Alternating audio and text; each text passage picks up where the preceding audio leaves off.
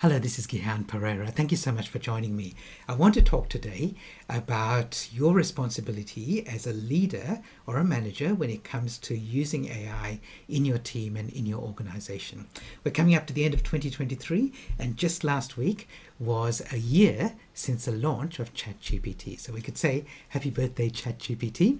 It's been a year since it really brought AI into the mainstream. And in that year, we've seen other AI tools like Google Bard and Microsoft Bing and Claude and a number of other AI tools. And we can see that AI is really changing our world, and we can see it will continue to change our world. And in that time, I'm sure you've seen examples of AI being used well, and also some examples of it being used not so well. And I think the worst example that I've seen, and the best one for me to talk about today, is one that happened just a few weeks ago. This was something that came about as a result of a report that was submitted to a parliamentary inquiry. So in the wake of the PwC scandal earlier this year, which you might remember, the Australian Parliament, the Australian Senate, is having an inquiry into the use of consulting firms like KPMG, Deloitte, PwC, and the way, their integrity when dealing with the Australian government. And they're taking submissions, and one of the submissions came from three very senior academics with a lot of expertise in this area, and from well-respected universities, from the Macquarie University, the University of Wollongong, and the University of Sydney.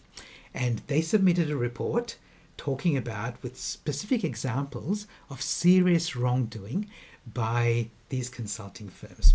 Now, the only problem was that many of the examples they cited in that report were completely false. They were made up. Why? Not because they were lazy or they were malicious. It's because they had used Google Bard, which is Google's version of ChatGPT, to write part of the report. And these academics were completely ignorant about how the technology worked. They had no idea that the AI could make up stuff, and they were required to fact check anything that was generated by the AI. So they just submitted this report, and that became part of the submission to this parliamentary inquiry. Now, for them, they were lucky. They got off very lightly. They didn't even get a slap on the wrist. They simply apologized, submitted a new version of the report. But of course, it damaged the reputation of these consulting firms and their employees. Now, the reason I'm sharing this story is because this was a very serious story. These were academics. Their day job is to write reports like this, and they were writing a very important report with serious allegations of wrongdoing by these consulting firms as a formal submission to a parliamentary inquiry.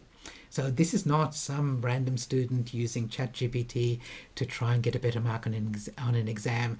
This is not somebody applying for a job using ChatGPT to tart up their resume or answer an interview question more effectively. And these were people who have a lot of experience in their field, but were completely ignorant about this new technology that they were using. And the reason I'm sharing this story today is because you as a leader and a manager have responsibility for your team and maybe your organization in the way that you use AI. And AI is with us. It's not going to go away, and the solution is not to ban the use of it, because that doesn't work. And by the way, these universities have very strict rules about how their students can use AI, but it doesn't stop staff from making blunders like this. So your responsibility is to provide the appropriate guardrails, the appropriate policies and guidelines for how your team and organization should use AI. You don't need to become an AI technology expert. In fact, I think you shouldn't, but you should understand what it can do, its potential, but also its limitations. And we're very early on this AI journey, and every leader, every manager, every organization is going to have a different set of answers to how you use AI safely and responsibly. Now, if you'd like to get started, download my worksheet about AI risks, problems and challenges, and go through that and identify the things that are going to be most important for you, and then figure out how you're going to address them. This is crucial for you when you're thinking about using AI in 2024 and beyond. If you'd like my help with that, love to help you with that.